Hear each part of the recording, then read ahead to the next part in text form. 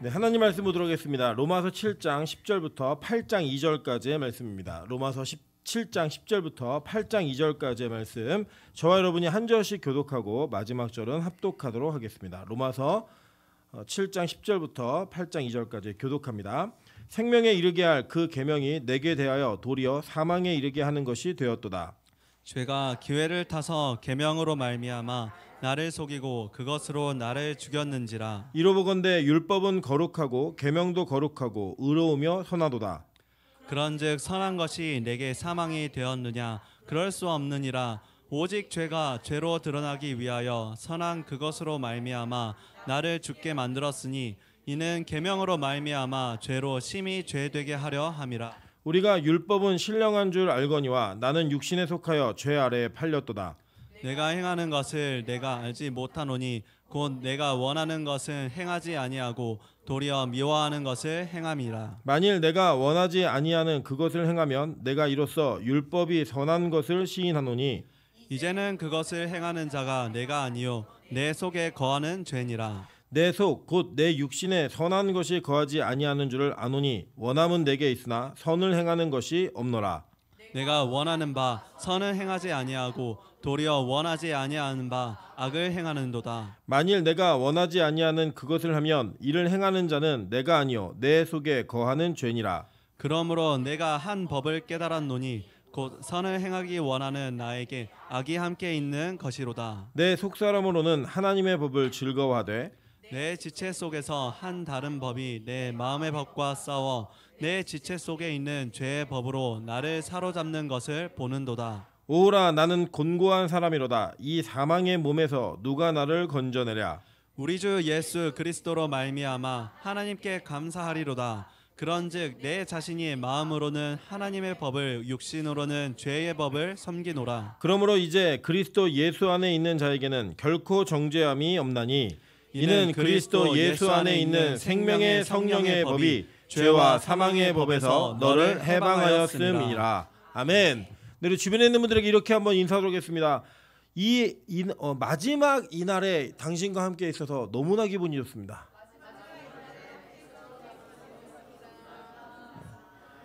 앞뒤로 인사하겠습니다. 송구영 신예배가 남았습니다. 네, 아직 우리 이날에 그러니까 마지막 31일에 한 번의 예배가 더 남아 있습니다. 이 예배가 우리 가운데 마지막 예배라고 하는 그 의미가 그냥 끝이다라는 의미가 아니라 새로운 출발의 첫 번째 계단을 놓는 그런 은혜의 예배가 되시기를 소망합니다. 우리 빛가서공교회가 하나님의 인도한 가운데 이제 이끌림을 받아 여기까지 오는 과정 속에서 하나님이 여러 가지로 우리에게 많은 것들을 주셨고 또 은혜 가운데 누리게 하셨습니다. 그 누림이 제일 큰 누림이 성도들과 함께 예배하고 있다는 것, 그것이 또 우리 가운데 구원의 은혜로 나타난다는 것, 그게 제일 큰 은혜임을 여러분 꼭 기억하시기를 주님의 이름으로 축원합니다. 네, 오늘은 로마서 7장 10절부터 8장 2절까지 말씀을 가지고 결산과 예산이라는 제목으로 하나님 말씀 증거하도록 하겠습니다. 우리가 이 땅에 사는 동안에 어떤 공동체나 또 가게나 누구든 간에 우리는 돈이라고 하는 것을 반드시 우리 일상생활에 필요로 합니다. 그러니까 돈이 나쁜 게 아닙니다. 여러분 그죠? 돈이 나쁘다고 생각하시는 분 없으세요. 그죠? 예. 그 돈이 선한 건가요? 예, 그렇지도 않습니다. 돈은 분명하게 그 가치 중립적인 아디아포라, 그러니까 이게 이럴 수도 있고 저럴 수도 있어요. 근데 그 가지고 있는 돈의 가치가 어떻게 사용되느냐에 따라서 달라지기 때문에 돈 자체가 나쁜 게 아니에요. 그래서 이 돈을 쓸 때 우리는 어떻게 쓰냐면 내가 쓸 돈이 얼마인지 그리고 내가 버는 돈이 그러니까 인컴과 지출이 균형이 맞아야지만 적어도 이제 빚을 지지 않는 인생을 살아갑니다. 그래서 그걸 생각하지 않는 사람은 없어요. 그걸 생각 안 한다? 그러면 그냥 가난함은 결정돼 있는 겁니다. 그냥 빚 지는 인생은 결정돼 있는 거예요. 마찬가지입니다. 우리가 신앙생활 할 때에도 우리의 신앙 가운데 한 해를 결산하고 또 다음 해를 바라보면서 우리의 결산과 또 우리 내년에 하나님께서 주실 은혜가 어느 정도의 차이가 있는지를 보게 되면 우리가 내년에 어떻게 살 수 있을지를 알게 된다는 거예요. 그게 무슨 말이냐면 오늘 이 로마서 7장에서 이야기하고 있는 죄의 기능과 죄, 율법의 효용성, 이것은 우리로 하여금 어떠한 결론을 갖게 했는가, 어떠한 결산을 하게 했는가를 증명하는 것이고, 여러분이 읽으신 8장 1절과 2절은 우리가 앞으로 그 결산 속에서 어떻게 내년에 예산을 세울 수 있을 것인가에 영적 자산을 정확하게 진단하고 판단해주고 있다고 하는 것입니다. 여러분, 이 땅에서 우리가 돈을 한번 쓸 때에도 이 돈을 쓰면 내가 갚을 수 있는가, 내가 이 돈을 사용해도 내 생활이 유지되는가를 정확히 우리 판단하거든요. 근데 이 신앙생활이 그런 거 없이 그냥 진행된다? 그럼 굉장히 무책임하고 또 무계획적으로 되다가 우리가 영적으로 가난해지는 게 너무나 자명하게 이루어질 수 있다는 거예요. 도대체 영적 가난이 뭐냐? 뭐 예배를 많이 드리고 예배를 열심히 드리고 이런 것에 달려있는가? 아니면 그 영적인 가난의 의미가 그런 의미가 아니라면 도대체 무슨 의미인가? 오늘 바울이 이 로마서를 통해 우리에게 해석하고 이야기해 준 것을 다시 한번 우리가 살펴보면서 영적인 가난함과 부유함이 무엇이고 또 그 결산과 예산을 통하여 내년의 영적 생활이 부유함을 누릴 수 있는 우리 빛가서 공교회 성도들 되시기를 주님으로 축원합니다. 저는 개인적으로 이 로마서를 상당히 좋아합니다. 상당히 좋아하고 로마서에 대한 제 로망이 있어요. 로망이. 우리 이번 2023년도에 네이버를 기준으로 해서 네이버라는 검색창 아시죠? 기준으로 해가지고 사람들이 모바일과 또 이 PC를 통해서 제일 많이 검색한 단어가 뭔가라고 이렇게 제가 궁금해서 좀 쳐봤어요. 쳐봤더니 2023년도에 PC로다 제일 많이 검색한 첫 번째는 유튜브입니다. 유튜브. 두 번째가 뭘까요? 우리나라에서 네이버 땡, 구글 땡, 쿠팡이에요. 쿠팡. 제일 많이. 그게 또 몇 가지 이제 뭐 여러분 흥미 있으시라고 말씀드리는 건 제일 많이 검색된 영화 드라마가 뭔지 혹시 아세요? 서울의 봄? 아니에요. 영화나 드라마, 영상으로 보여줘. 영상 매체 제일 많이 검색한 게 뭘까? 우리나라 사람들이 2023년도에 오징어 게임? 땡. 그러니까 만약에 서울의 봄이 연초에 아마 개봉을 했다면 아마 뭐 수익권 안에 들었을 것 같아요. 근데 더 글로리가 제일 많이 검색이 되었습니다.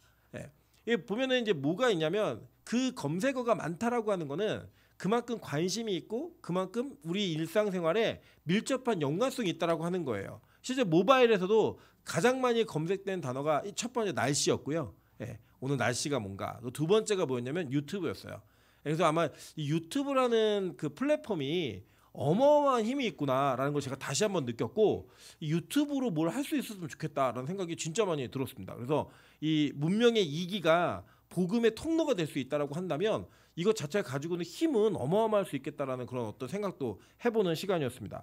뭐 그런 차원으로 따진다면 저는 제 인생에서 가장 많이 은혜를 받았던 책이 바로 전 로마서입니다.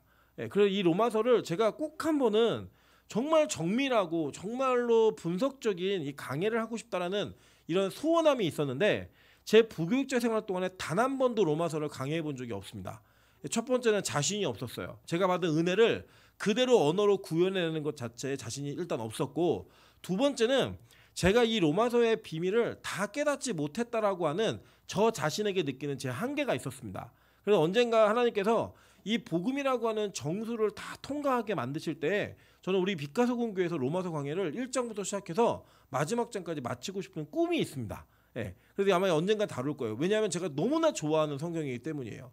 이 성경이 제가 이해한 수준에서는 저의 영혼이 어떻게 해야 구원받을 수 있는지에 대한 진리들을 제가 분명하게 붙들었고 이 진리 안에서 누군가에게 복음이라는 것이 무엇인지 설명할 때 이 기준이 저의 인생 전체를 지배하는 지표가 되었습니다. 그래서 저는 이 성경책을 너무나 좋아하고 사랑합니다. 그래서 아마 저에게 가장 많이 검색한 성경이라고 누가 물어보신다면 저는 로마서를 가장 많이 검색했을 것 같아요. 물론 이제 공부를 뭘 제일 많이 했냐라고 물어보신다면 저는 사실 열왕기상하와 창세기를 제일 많이 공부했습니다. 열왕기상하는 제가 그 논문을 썼던 성경이고 그리고 이 창세기는 제가 너무나 재미있게 봤던 성경이에요. 왜냐 이전에 보았던 것과 제가 복음으로 다시 한번 그 제 안에서의 그 변화가 있은 이후에 다시 봤을 때 새롭게 보였던 성경이기 때문이에요.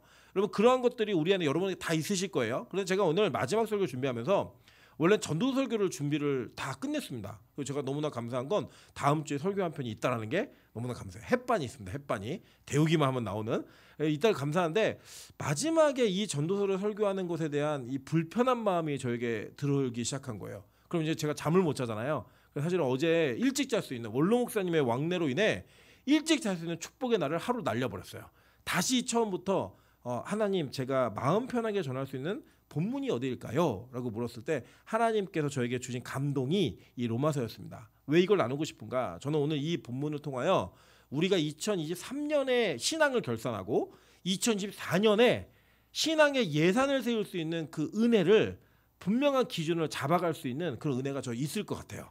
저에게 어제 있었기 때문에 그것을 우리가 함께 나누면서 함께 기쁨을 누리기 원합니다. 먼저 본문을 보시면 바울은 이 율법에 대한 이야기를 아주 정교하고 정밀하게 진행을 합니다.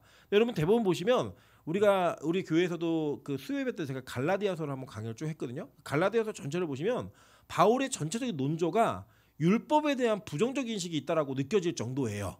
그런데 바울이 그렇게 공격했던 것은 율법 자체가 아니라 율법주의였습니다.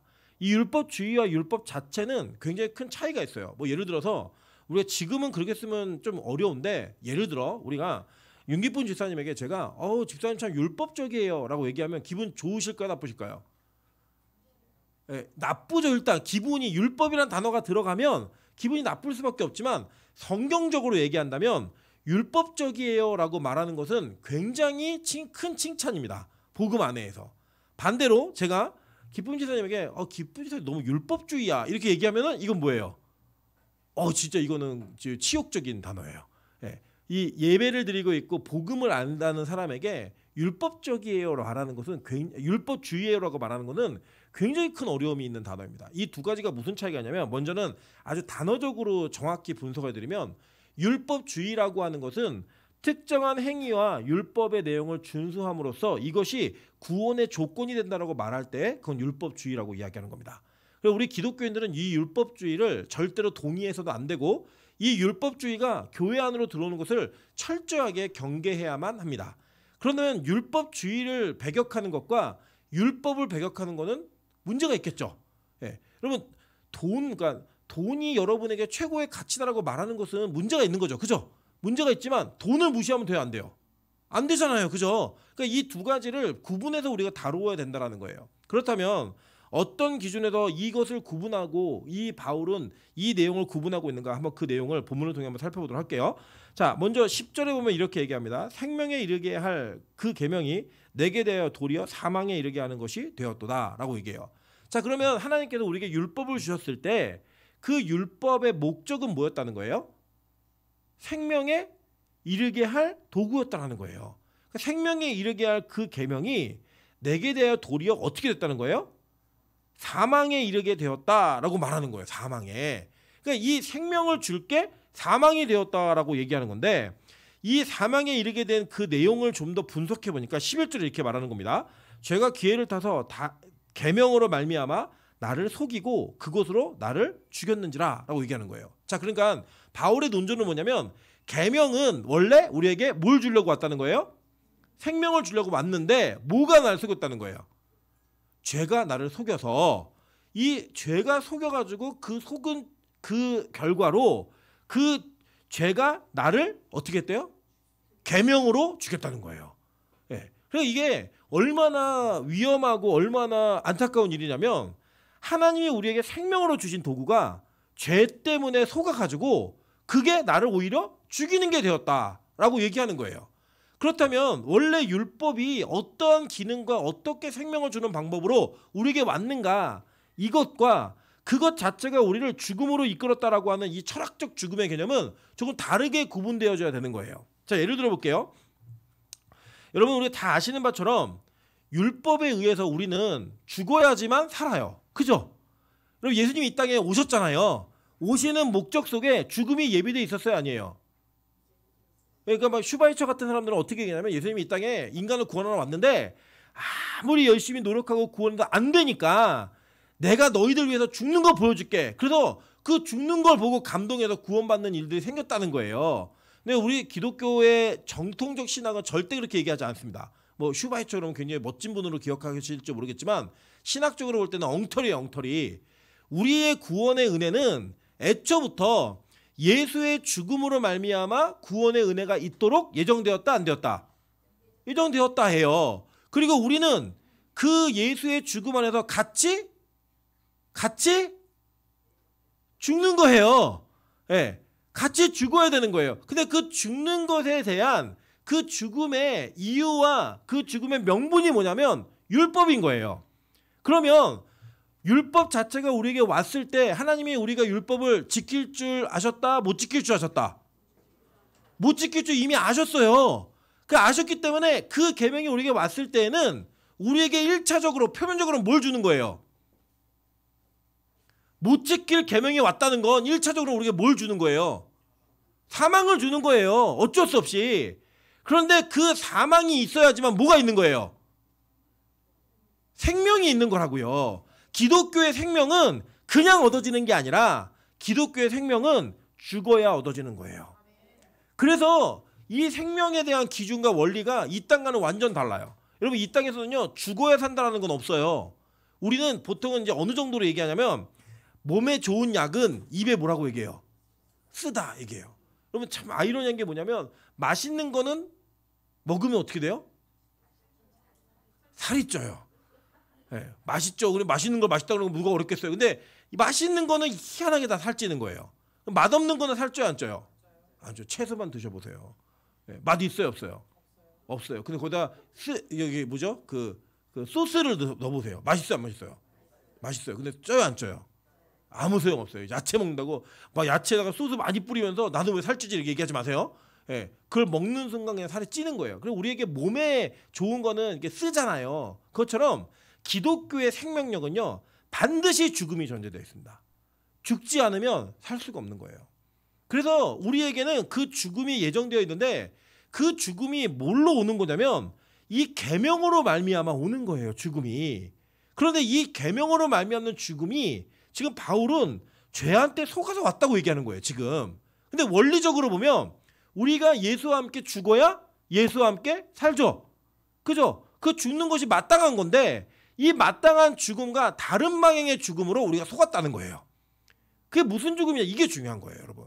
뭐냐면 지금 이렇게 얘기합니다. 자, 12절 보시면 이로보건대 율법은 거룩하고 계명도 거룩하고 의로우며 선하도다라고 얘기했어요. 그죠? 그러니까 율법 자체는 문제가 있다 없다? 없어요. 계명 자체에 문제가 있다 없다? 없는 거예요. 없는데 그런즉 선한 것이 내게 사망이 되겠느냐? 그럴 수 없느니라 라고 얘기해요. 그러니까 이 선한 것이 어떻게 내게 사망이 되겠니? 그럴 수 없어. 그런데 왜 도대체 이런 일이 벌어지는가? 오직 죄가 죄로 드러나기 위하여 선한 것으로 말미암아 나를 죽게 만들었으니 이는 계명으로 말미암아 죄로 심히 죄되게 함이라 라고 얘기해요. 그러니까 이 율법이 우리에게 온 기능은 우리에게 죽는 것 자체가 목표가 아니라 죽는 것을 통해서 뭘 증명하겠다는 거냐면 죄가 죄됨을 증명하겠다는 거예요. 무슨 말이냐면 이전에 여러분이 예배를 대충 드리는 게 죄인지 몰랐잖아요. 근데 우리가 말씀을 보다 보니까 예배를 대충 드리는 게 어마어마한 죄인 거예요. 그래서 내가 뭘 알게 되는 거예요? 아, 이렇게 하는 게 죄구나. 하나님을 죄일주로 살지 않는 게 죄라는 걸 몰랐다고요. 이전에는 나의 영역에 삶의 영역에 너무나 많은 죄의 목록이 있었지만 그 죄가 죄된 줄 알았다 몰랐다? 몰랐어요. 심지어는 인식도 못했어요. 그리고 그냥 남을 미워하고 싫어하고 시기 질투하고 의심하고 이런 모든 것들이 죄라고 생각했다 안 했다? 안 했다고요. 그런데 어느 날 계명이 내게 딱 들어오니까 선한 것이 거룩하고 의로운 게 딱 들어오니까 이 모든 것이 다 뭐예요? 죄라는 걸 알게 된 거예요. 그래서 이 죄됨을 알게 되다 보니까 의로운 계명의 조항에 의거하여 나는 죄를 지은 사람이라는 게 확실해지는 거예요. 그 확실해지게 되면 나는 어떻게 되는 거예요? 죽는 거예요. 이렇게 죽어야 되는 건데 지금 이 율법의 기능을 잘못 곡해 해석한 사람들에 의해서 그 죄에게 속아서 율법을 잘못 사용해서 그 율법이 이 죄로 우리를 끌고 들어갔다는 거예요. 아예 죽음으로. 한번 볼게요. 14절 보겠습니다. 우리가 율법은 신령한 줄을 알거니와 나는 육신에 속하여 죄 아래에 팔렸도다. 이렇게 얘기해요. 그죠? 내가 죄 아래로 팔려갔다는 거예요. 그냥 종이 됐다는 거예요. 이 당시 여러분 팔려간다라는 건요 어마어마한 그 사회적 신문에 박탈이 있는 겁니다. 지금 우리가 아유 뭐 저 집으로 팔려갔어 이렇게 얘기하면 옛날에 그런 게 있었거든요. 어느 그 저희 신대원에 다니고 있는 동기 중에 하나가 어느 날 갑자기 굉장히 좋은 차를 가지고 학교에 등교를 한 거예요. 그래서 친구들이 모여갖고 야 너 뭐야 도대체 저 어떻게 된 차야? 근데 얘가 원래 가난한 친구였거든요. 굉장히 되게 좋은 차를 갖고 왔길래 이거 어떻게 된 거야? 라고 얘기했더니 자기가 사역하는 교회의 권사님이 자기 이걸 사줬다는 거예요. 야, 그거 사역질 잘하나 보다. 근데 알고 봤더니 그 권사님 딸하고 결혼하기로 예정이 돼 있는 거예요. 그래서 저희가 야, 저 차에 팔려갔다고 이제 저희가 저희끼리 모여갖고 이렇게 얘기했던 그런 기억이 있습니다. 뭐 지금은 그 정도의 개념으로 우스갯소리를 할 수 있는 그런 이야기지만 이 로마 시대 당시에는 누군가에게 팔렸다라는 이야기는요, 완전한 자기의 자유를 박탈당하는, 그리고 종의 신분으로 전락해버리는 노예가 되는 그런 일들이 벌어지는 거예요. 여러분, 이 노예는 전쟁의 포로나 굉장히 어려운 일이 있었을 때만, 큰 빚을 지거나 채무를 감당해야 될 때만 당하는 일이었다고요. 그러니까 지금 육신에 속하여 죄 아래에 팔려갔다, 죄의 종이 되었다라고 말하는 건 우리가 받아들이는 그 가벼운 인식과는 전혀 다른 무게를 얘기하고 있는 거예요. 무슨 얘기인지 이해가 되시죠? 그러니까 이 바울이 얘기한 그 내용은 율법이 원래 우리에게 사망을 주기에 온 게 맞아요. 근데 그 사망이 죄에게 속아서 다른 방식의 사망을 인식하게 만들었다는 거예요. 왜 제가 이렇게 얘기 드리냐면 이런 거예요. 원래 우리는 예수와 함께 죽는 것이 마땅한 자들이고 그렇게 죽어야지만 부활과 다시 삶의 경험을 경험하게 돼요. 제가 이거 오늘 왜 이렇게 얘기하냐면 이 부활이라는 단어에 의미가 있는 단어가 여기 오늘 본문에 나와요. 그래서 원래는 우리의 죽음이 원래 예정되어 있는 거고 죽어야지만 살아요. 그런데 율법은 우리를 다른 죽음으로 이끈다는 거예요. 같은 죽음이 아니라 다른 죽음으로 이끌어내는데, 그게 왜 그러냐면 죄가 우리를 속여가지고 다른 죽음으로 우리를 이끌어낸다는 거예요. 그러면 보는 게 뭐냐면 15절 볼게요. 내가 행하는 것을 알지 못하노니 곧 내가 원하는 것은 행하지 아니하고 도리어 미워하는 것을 행함이라 라고 얘기합니다. 자, 이 로마서는 사실 처음부터 봐야지만 의미가 있는 건데 이 내용을 제가 앞부분을 요약해서 딱 말씀드리면 이런 거예요. 나는 행하는 것이 무엇인지 알지 못해요. 알지 못하고 행하는데 내가 원하는 것은 안 하고 미워하는 것만 행한다는 거예요. 그러니까 분명히 우리의 행함은 뭐의 기준으로 둬요? 말씀의 기준으로 두잖아요. 그죠? 율법의 기준으로 두는 건데 그 율법을 행하고 있는데 내가 그걸 잘 몰라요. 뭘 행하는지. 근데 그 행하는 것이 내가 진짜 원하는 것은 행하지 않고, 원하지 않고 도리어 미워하는 것을 행한다라고 얘기하는 거예요. 즉 이게 뭐냐면 율법이 우리에게 요구하고 율법이 원하는 방향으로 이끄는 것이 아닌 다른 것을 우리가 행하게 된다는 거예요. 즉 여기에는 두 가지 의미가 있어요. 첫 번째는 율법에서 예를 들면 거짓말하지 마, 간음하지 마 라고 얘기했는데 우리가 거짓말을 하고 간음을 해요. 그죠? 그러니까 그 거짓말하고 간음해가는 건 내가 원래 하고 싶었던 거다, 안 하고 싶었던 거다. 원래 안 하고 싶었던 건데 나도 모르게 그걸 하고 있더라는 거예요. 두 번째 뭐냐면 율법의 조항은, 잘 보세요. 율법의 조항은 우리로 하여금 그것을 지키는 것이 목적이 아니라 그것을 통해 내가 얼마나 죄인이고 죄된 자인지를 밝혀주기 위해 율법이 온 건데 그걸 지키고 앉아 있는 거예요. 여러분, 제가 어떤 걸 하나 경험해봤냐면 제가 그 군대를 아주 특수한 부대를 다녀왔잖아요. 아시죠? 예, 특수부대를 다녀왔는데 이 특수부대가 4주 동안 훈련을 받아요. 예, 4주 동안. 권사님 군대도 안 가셨으면 왜 자꾸 이렇게 비웃으세요? 권사님 꼭 군대 가시기 바랍니다. 이게 군대를 갔는데 이 군대에서 이게 종이, 그러니까 소책자가 있어요. 그래서 막 우리의 주적은 막 외우는 게 있거든요. 근데 그거를 이제 외우는 게 사실 힘들어요, 굉장히. 근데 그걸 외우라고 시켜요. 시키는데 못 외우는 거예요, 이거는. 분량 정해진 시간 동안에. 그게 왜 주냐면 그걸로 핑계를 해서 군기 잡으려고 주는 거예요. 못 외우는 건데 원래. 그런데 그거를 주고 외우라 그랬더니 서울대에 나온 아이가 그걸 외워버린 거예요. 그 정해진 시간 동안에. 그러면 이걸 준 사람은 열 받아요, 안 받아요?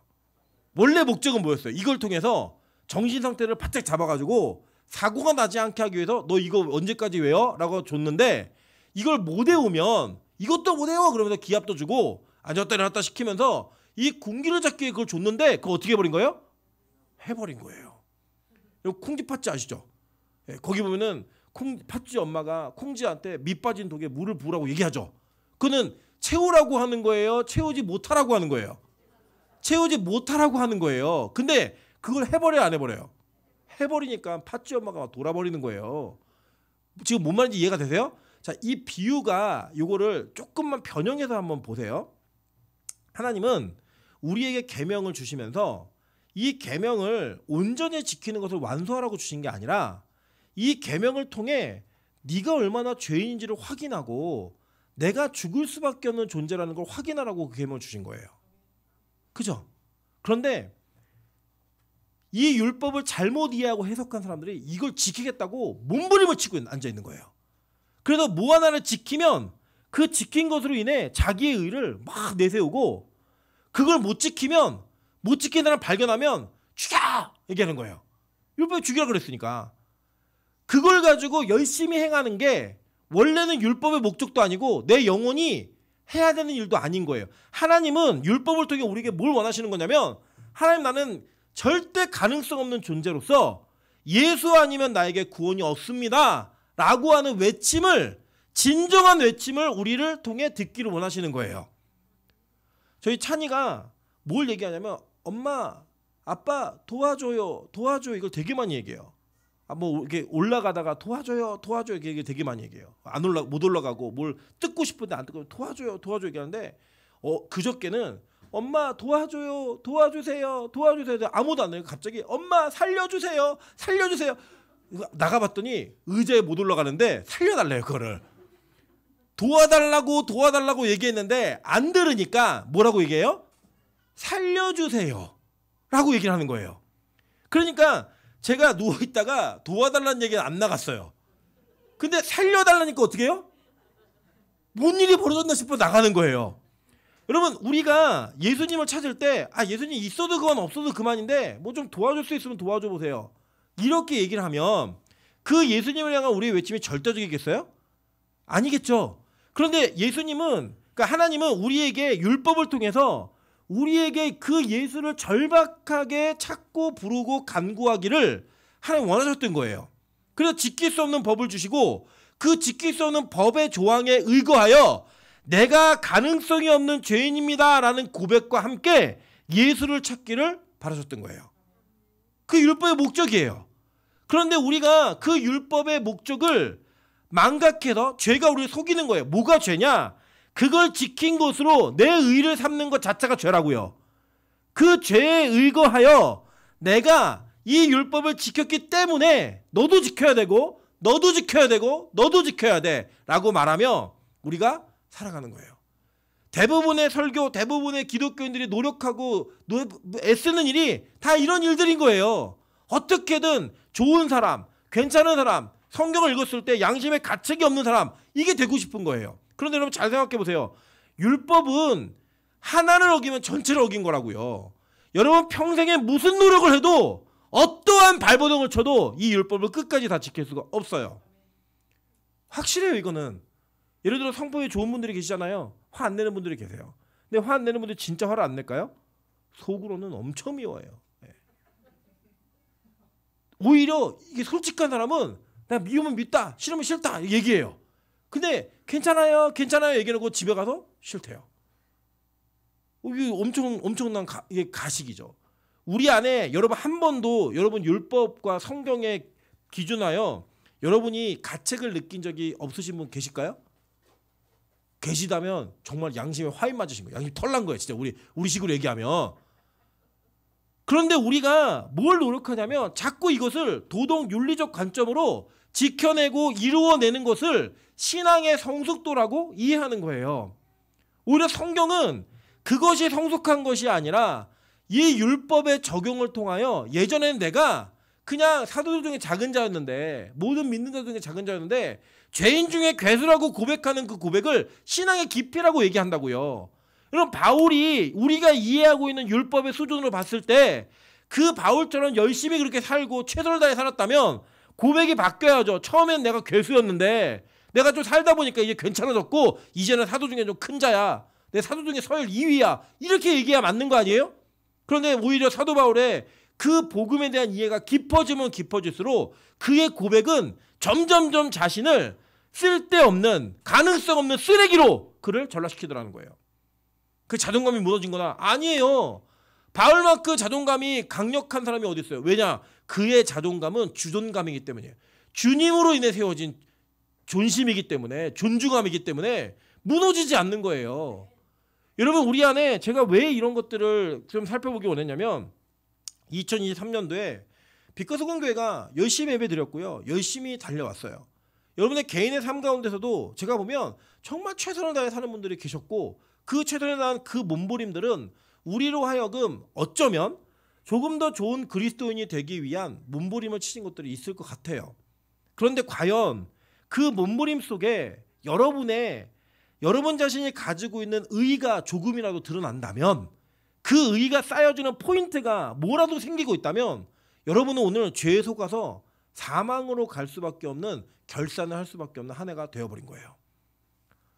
여러분 오해하지 마세요. 이게 열심도 안 하고 가만히 있어야겠다. 그게 아니라 우리가 가지고 있는 노력, 우리가 가지고 있는 열심, 이것에 근거한 나의 의는 하나님 앞에서 내놓을 것이 안 된다는 건데 그걸 내놓기 위한 것들을 자꾸 만들어낸다는 거예요. 우리가.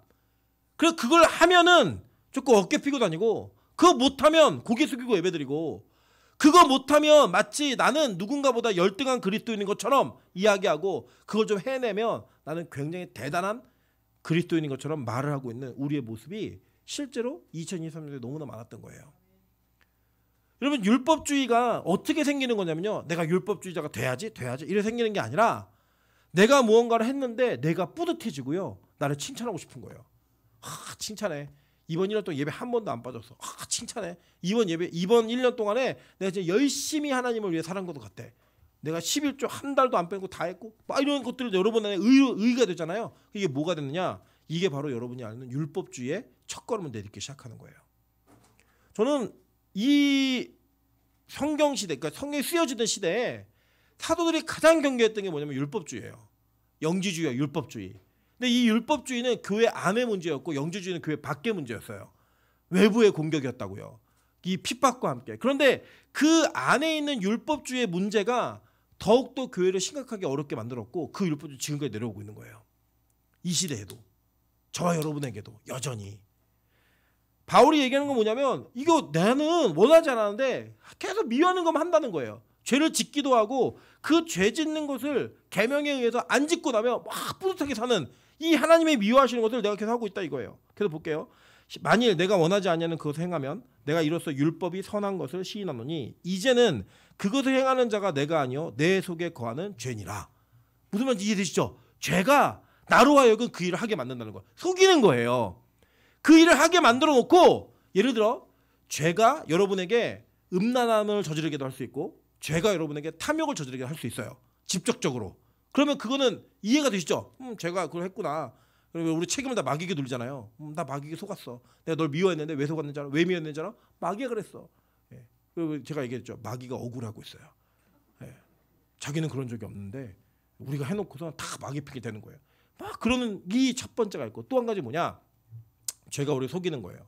야, 너 음란하게는 안 살았잖아. 너 돈은 훔치지 않았잖아. 너 얼마나 깨끗하고 의인인 줄 알아? 그치. 내가 그 방면에는 그래도 좀 내가 일가견이 있지. 내가 예배는 좀 그래서 잘 드렸지. 내가 성경을 좀 많이 알았지. 이런 것들이 그 죄에게 속아서 갖는 또 다른 사망의 길인 거예요. 그럼 되게 이게 어렵죠. 잘 살아. 그럼 잘 살아야 되는 건지 못 살아야 되는 건지 이게 이해가 잘 안 되는 거죠. 그러면 다른 게 아니에요. 이 율법은 정밀하게 공부하고 적용하면 어떤 이도 율법 앞에서 의인이라고 말할 수 있는 근거가 없어요. 딱 하나 우리는 죄인으로서 예배드리는 것 외에는 어떠한 구제의 방법이 없는 존재들이에요. 그래서 그 죄인임을 확인하고 고백하기 위해 우리는 나가는 거예요. 여러분 평생에 예배에 대한 태도는 결정되어 있습니다. 다른 거 아니에요. 우리는 처절한 죄인의 모습으로 처음부터 끝까지 예배해야 되는 거예요. 예수 아니면 구원받지 못하는 존재로서, 예수 아니면 살 수 없는 존재로서 예배하는 거예요. 근데 왜 예배 안 하냐? 잘 살고 있는 것 같은 거예요. 내가 예배 많이 안 드려도 전 삶의 예배를 잘 드리고 있습니다. 잘 사는 것 같아요. 자기가 그 잘 사는 것 같은 그것이 오히려 예수님을 찾는 길을 다 막는 거예요. 예수님께 절박하게 매달려야 되는 그 길을 다 막는 거예요. 그 막음을 통하여 여러분에게 있는 이 관계성의 깨어진 뭐냐? 하나님과의 관계성이 깨지는 거예요. 이 예수님 없으면 안 됐는데 예수님 없어도 될 것 같은 거예요. 예배 없어도 그 죄사함이 없어도 살 수 있을 것 같은 거예요. 만약에 오늘 여러분에게 2023년도를 결산하면서 하나님 없이 살았던 삶이 만족스럽고 하나님 없이도 살 수 있을 것 같고 예배든 뭐든 간에 그것이 내 안에 그렇게 큰 절박함으로 다가오지 않는다면 여러분은 이 2023년의 결산을 어떻게 하셨느냐? 영적으로 마이너스의 결산을 하신 거예요. 진정한 사망으로 가는 길을 선택하신 거라고요. 바울이 이 내용을 보면서 이렇게 얘기합니다. 보세요. 19절입니다. 내가 원하는 바 선을 행하지 아니하고 도리어 원하지 아니하는 바 악을 행하는도다. 그에게는 이것도 저것도 악이었던 거예요. 잘 살면 굉장히 내가 잘 살아 보이는 것 같고 죄를 지으면 죄 지은 대로 이 힘듦이 있는 것 같고. 근데 보세요. 근데 21절에 이렇게 얘기합니다. 그러므로 내가 한 법을 깨달았느니 곧 선을 행하기 원하는 나에게 뭐가 함께 있다고요? 악이 함께 있는 것이로다. 율법이 선이 있고 그 선을 행하고 싶은데 그 악이 항상 나를 이쪽으로 몰아붙이는 거예요. 없어요. 정확하게 가는 길은. 완벽한 죄에 순종하는 그 모습으로 가든지 아니면 율법을 준수하는 것으로 내 의를 이루는 죄악으로 가든지. 뭔지 이해되시죠? 지금 잘 따라오고 계시죠? 이게 만약에 우리의 결산이라면 우리 안에 뭔가 문제가 발생한 거예요. 자, 볼게요. 계속 바울은 뭐라고 고백하는가? 내 속사람으로는 하나님의 법을 즐거워하되 내 지체 속에서 다른 한 법이 내 마음의 법과 싸워 내 지체 속에 있는 죄의 법으로 나를 사로잡아 오는 것을 보는도다 라고 얘기하는 거예요. 법이 있는데 그 법이 막 충돌하는데 그 충돌의 법이 나를 어디로 끌고 간다는 거예요? 죄의 법으로 끌고 가는 거예요. 그냥 사로잡아 가버리는 거예요. 그냥. 보세요. 우리가 그렇잖아요. 여러분 뭐 기도를 1시간 합시다 라고 얘기하면 우리는 어떻게 했냐면 1시간을 못 채우는 사람은 못 채운 것 때문에 부끄러움이 있어요. 그죠? 그리고 그게 죄래요. 성경은. 근데 1시간을 넘긴 사람들 있잖아요. 1시간 2분 3분 이 넘긴 사람들은 마음에 뭐가 생겨요? 자부심이 생기고 자존감이 막 높아지는 거예요. 자기 존중감이 높아지는 거예요. 그게 뭐래요? 성경은 죄라는 거예요. 이쪽도 죄고 이쪽도 죄라는 거예요. 그러니까 어디로 가든 나를 다 죄의 법으로 사로잡아 와가지고 너 결국에는 죽을 수밖에 없는 죄인이라는 걸 이게 얘기해 주는 거예요. 그러니까 이제 바울이 이거를 경험하다 보니까 얘기하는 거예요. 어떻게 해도 안 되니까 24절 다 같이 읽어볼게요. 시작. 오라 나는 공고한 사람이로다. 이 사망의 몸에서 누가 나를 건져내랴. 이 사망의 몸에 있는 동안에는 뭘 해도 나는 죄의 결산밖에 할 수 없는 존재라는 걸 바울이 고백하는 거예요. 얼마나 괴로웠으면 난 너무 힘들어 죽겠다. 이것도 뭘 해도 다 죄네 얘기하는 거예요. 그랬을 때 바울이 이 완전한 분위기를 반전시키는 선언을 하기 시작합니다. 볼게요. 25절 우리 주 예수 그리스도로 말미암아 하나님께 감사하리로다. 그런즉 내 자신이 마음으로는 하나님의 법을 육신으로는 죄의 법을 섬기노라 라고 얘기하면서 누굴 등장시켜요? 예수 그리스도를 등장시키는 거예요. 여러분 저는 여러분이 2024년도에 이 예수라는 예산을 세우시기를 소망합니다. 여러분 이미 2023년도에 그 죄로 번복되어진 그 망함이 우리에게 이미 예정되어 있어요. 그래서 우리는 그냥 성구영신 예배 때 뭘 잘못했는지 얘기하라고 한다면 여러분이 얘기하는 것 다 죄고요. 뭘 잘했는지 얘기해보라고 하면 얘기하는 것 다 죄예요. 뭔지 이해되시죠? 무슨 말인지 다 죄인 거라고요. 우리의 결산은 다 죄악이에요. 그래서 우리는 결론이 2023년도 결산은 다 사망이에요. 근데 2024년도 예산이 뭐라고요? 예수 그리스도예요. 이 예수 그리스도가 있으면 어떤 일이 벌어지는가 볼게요. 8장 1절 그러므로 이제 그리스도 예수 안에 있는 자에게는 결코 정죄함이 없나니 결코 정죄함이 없나니 이 정죄하다라는 단어가요 카타크리마라는 단어인데 죄를 뒤집어 씌우다 죄를 선언하다 이런 의미예요. 이게 없다는 거예요. 누구에게? 예수가 예산인 사람에게는 이게 없다는 거예요. 즉 우리는 이렇게도 죄인이고 저렇게도 죄인이에요. 그래서 우리는 죄밖에 안 나와요. 우리는 그 죄밖에 안 나오는 인생이 무엇으로 인해 역전하고 살 수 있는가? 예수라는 그 한 분을 붙드는 거로 말미암아 살아나는 은혜가 나타난다는 거예요. 그래서 보세요. 이는 그리스도 예수 안에 있는 생명의 성령의 법이 죄와 사망의 법에서 너를 해방하였음이니라. 이 해방이라는 단어가 헬라어로는 엘류데오로라는 단어인데 이 단어가 다시 태어나다라는 뜻이에요. 다시 살아나다는 뜻이에요. 해방되었다 이렇게 얘기하는데 그게 새롭게 태어나다 이런 의미가 있는 거예요. 완전히 야 나 이제 새롭게 태어났어 이 얘기하는 것처럼 다시 거듭난다라는 의미의 표현이 이 단어 속에 들어가 있는 거예요. 뭐예요? 그게 해방이라고요. 그래서 우리는 어떻게 율법으로 자유한 자가 되느냐? 예수와 함께 죽는 거예요. 그냥 죽는 거예요. 율법이 나 죽었어. 나는 율법을 적용해 보니까 난 끝났어. 그 끝난 인생 속에서 누구와 함께 사는 거예요? 예수와 함께 사는 그 은혜로 말미암아 내가 더 이상은 죄악의 문제로부터 정죄받지 않는 거예요. 이걸 잘못 이해하시면 구원파처럼 이런 무슨 죄를 지어도 나는 뭐 의미가 없어 이런 게 아니고요. 예수로 인해 계속 그 예수를 찾고 그 예수를 붙들고 그 예수의 피로 여러분의 모든 삶을 번복을 해야지만 여러분 이 법이 여러분을 해방시키는 거예요. 끊어지지 않는 보혈의 능력이 여러분 2024년을 지배해야 된다고요. 여러분의 2024년의 예산은 무조건 예수여야 합니다. 우리 빛가서공교회의 예산은 무조건 예수여야만 합니다. 그 예수라는 예산이 여러분의 인생의 영적인 풍요로움으로 나아갈 때 이 예수라는 예산이 세워져야지만 가능한 거예요. 예를 들어 볼게요. 예를 들어 우리가 가정이에요. 가정. 우리 수아가 내년에 우리 교회 2천억을 헌금하기로 얘기한 거예요. 다른 분들 얘기하면 또 시험 들 수 있으니까 우리 수아가 2천억을 헌금하기로 한 거예요. 그리고 우리가 그 2천억을 예산을 잡았어요. 잡으면 우리가 교회가 김밥을 먹을까요? 돈가스를 먹을까요? 돈가스를 먹겠죠. 얼마가 잡혔다고요? 2천억. 그런데 그거를 봤던 우리 사랑이가 4천억을 헌금하기로 예산을 세운 거예요. 우리 교회 얼마가 있어요? 6천억이 있어요. 그러면 돈가스 먹을까요? 뷔페를 먹을까요?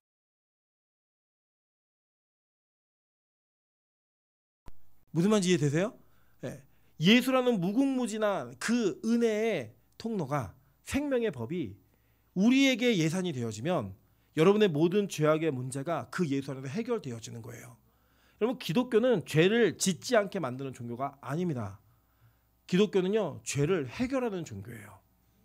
그래서 여러분 이 예배 가운데 오실 때 죄를 짓고 오시는 것을 두려워하지 마세요.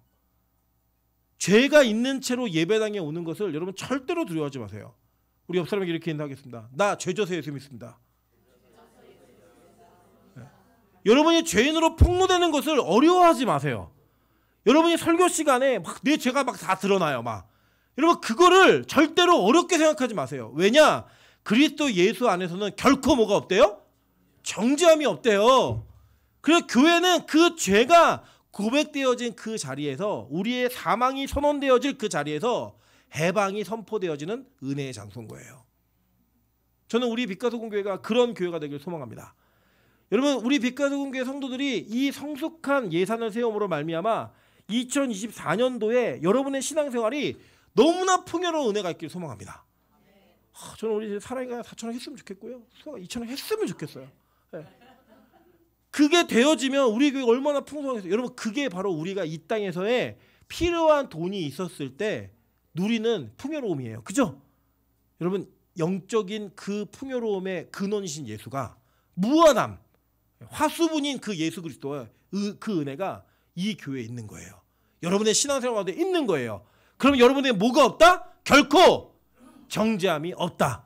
그래서 우리는 예수로 인해 죽고 예수로 인해 사는 존재예요. 여러분 혹시라도 2023년도에 이 영적 결산에 마이너스가 있고 이 영적 결산에 사망의 그림자가 드리워져 있다면 오늘 이 예배 시간에 마지막 예배 시간에 마지막 3부 예배 시간에 예수를 예산으로 세우십시오. 그리고 오늘 송구영 예배 때 원로 목사님의 그 설교를 통하여 다시 한번 그 예수라는 예산을 확정하십시오. 그러면 여러분의 2024년도는 결코 정죄함이 없는 최고의 성공을, 최고의 명예를, 최고의 영광을 거두는 인생으로 여러분 계획해갈 수 있을 거라 믿습니다. 그런 여러분 빛가서공교회 성도들 되시기를 주님의 이름으로 축원합니다. 같이 한번 찬양으로 기도하며 나가도록 하겠습니다.